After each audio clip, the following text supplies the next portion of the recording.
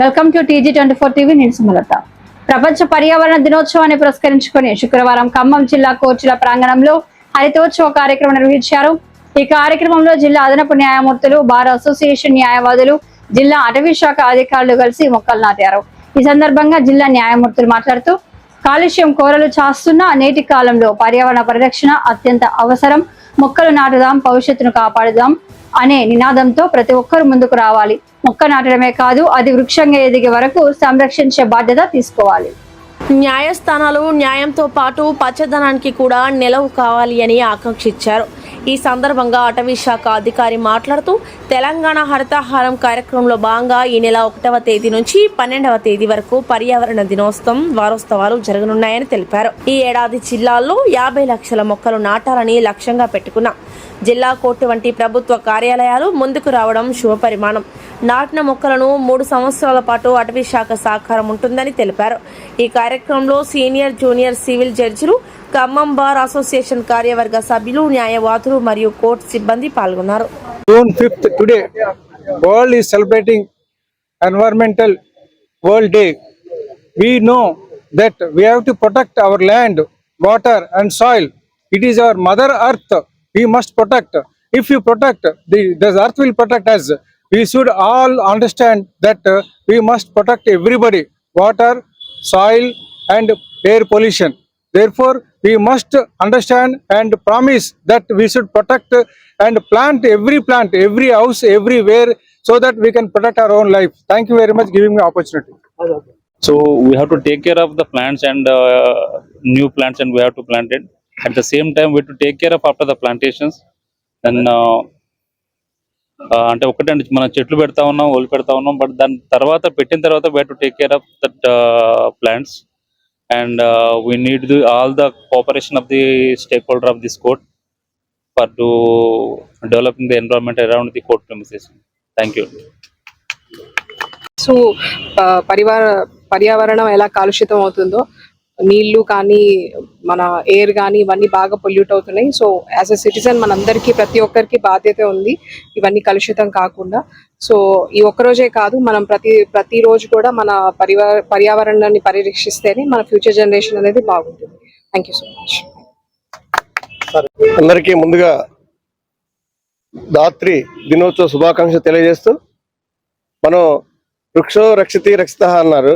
ఏదైతే ధర్మం రక్షితి రక్షిత అన్నట్టే, ధర్మం రక్షిస్తే ఎట్లయితే ధర్మం మన రక్షిస్తుందో, వృక్షాన్ని రక్షిస్తే మన వృక్షం కూడా మన రక్షిస్తుంది అనే దానికి మనం కట్టుబడి ఈ ఈ భావితరాల కోసం మనం ఈ మొక్కల్ని ఇవన్నీ నాటి చేయాలి.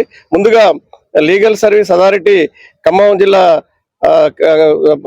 సంస్థకి ధన్యవాదాలు బార్ కౌన్సిల్ నుంచి తెలియజేస్తున్నాను.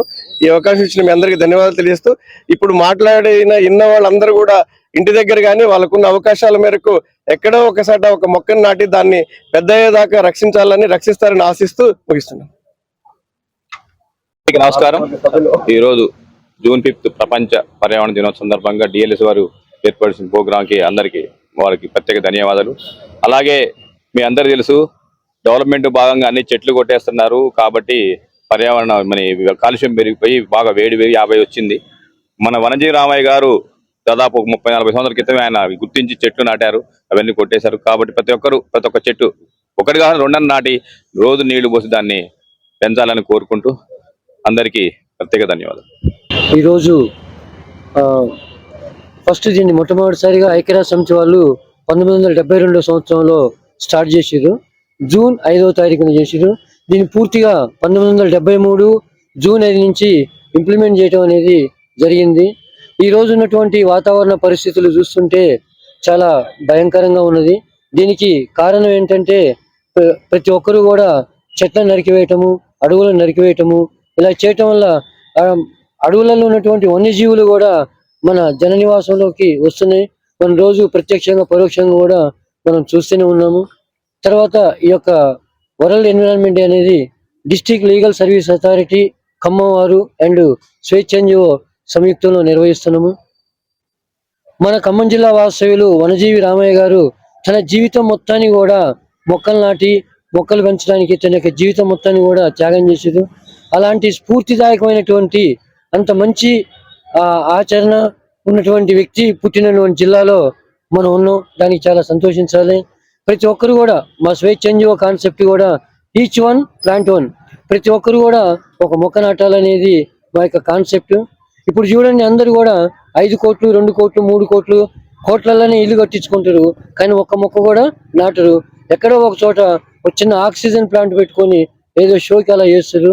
అలా కాకుండా మనం అందరం కూడా మొక్కలను నాటి రాబోయే తరాలకు, భావి తరాలకు మన పిల్లలకి మంచి వాతావరణాన్ని, తర్వాత పంచభూతాలు అనేవి అన్ని కూడా, దాంతోపాటు భూ ఖనిజాలతో పాటు ఖనిజ సంపద కూడా మొత్తం మనం నిర్లక్ష్యం చేస్తూ మన యొక్క ఈ యొక్క మితిమీరినటువంటి పారిశ్రామిక విధానం వల్ల కూడా వాతావరణం అనేది కాలుష్యం అవుతున్నది. దీంతో పాటు గ్రౌండ్ వాటర్ లెవెల్, ఈ వాతావరణ కాలుష్యం వల్ల ప్లాస్టిక్ అధికంగా వాడటం వల్ల క్యాన్సరు, రకరకాల వ్యాధులు బారిన పడుతున్నారు. గ్రౌండ్ వాటర్ లెవెల్ అనేది తగ్గిపోయింది. గ్లోబల్ వార్మింగ్ ఐక్యరాజ్య సమితి వాళ్ళు ఎప్పుడో 72లో దీన్ని ఇంప్లిమెంట్ చేసి నియర్లీ 54-55 ఇయర్స్ కావస్తున్నాయి, కానీ రోజు రోజుకి వాతావరణంలో యొక్క ఉష్ణోగ్రత అనేది పెరుగుతున్నది తప్ప తగ్గట్లేదు. కాబట్టి ప్రతి ఒక్కరు కూడా ఏదో జూన్ 5 వచ్చింది ప్రపంచ పర్యావరణ దినోత్సవం జరుపుకుంటాం అనేది కాకుండా, ప్రతి ఒక్కరూ తప్పనిసరిగా ఒక మొక్కను నాటి వాతావరణాన్ని యొక్క కాలుష్యం నుంచి నివారించేసి గ్రౌండ్ వాటర్ లెవెల్ కానీ మనం పంచభూతాలు ఖనిజ సంపదను కూడా మనం కాపాడుకొని భావి తరాల వరకు మన పిల్లలకు వాళ్ళందరికీ కూడా మంచి వాతావరణాన్ని అందించాలనేది మా యొక్క సంస్థ యొక్క ముఖ్య ఉద్దేశం.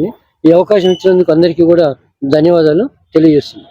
జిల్లా కోర్టు సముదాయంలోని మేజిస్ట్రేట్ల గారితో ప్లస్ న్యాయవాదుల గారితో అందరితోటి ప్లాంటింగ్ చేయడం జరిగింది.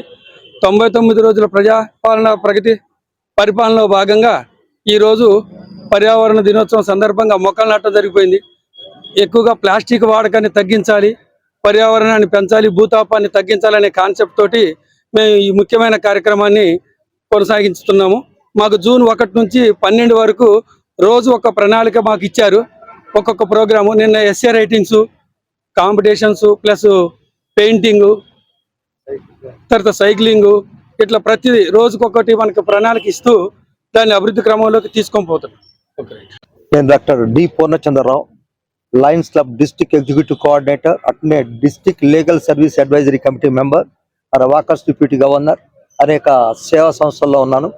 ఈరోజు ప్రపంచ పర్యావరణ దినోత్సవ సందర్భంగా ప్రజలందరికీ తెలియజేయడమనగా మొక్కలు నాటండి, మొక్కల్ని సంరక్షించండి. పెద్దవి చేసినట్టయితే ఇప్పుడు ఇవాళ మనం చూస్తున్నాం 7 గంటలకే బయట కూర్చోలేకపోతున్నాం, అంత వేడి ఉంది.